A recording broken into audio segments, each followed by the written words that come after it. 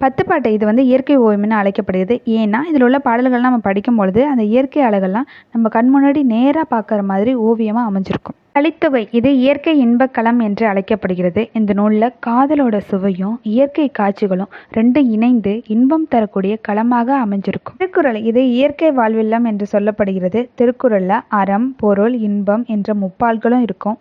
இதெல்லாம் இயற்கை முறையிலேயே மனிதன் எப்படி வாழணுங்கிறத கற்றுத்தர்றதுனால தான் இயற்கை வாழ்வில்லம் என்று சொல்லப்படுது. சீவக சிந்தாமணி இது இயற்கை தவம்னு அழைக்கப்படுகிறது.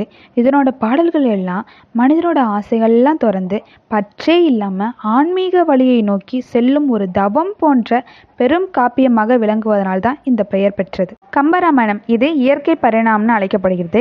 ஏன்னா கம்பர் வடமொழியில் வான்மீக முனிவர் இயற்றிய ராமாயணத்தை தமிழில் இயற்றினார். அந்த வடநாட்டு கதைக்கு கம்பர் தமிழ்நாட்டோட இயற்கையும் பண்பாட்டையும் சேர்த்து அமைச்சார். இதனால் அந்த கதையிலிருந்து இக்கதைக்கு தமிழ்நாட்டோட இயற்கை காட்சிகளை சேர்த்து கம்பர் பரிணமிச்சதுனால இது இயற்கை பரிணாமம்னு அழைக்கப்படுது.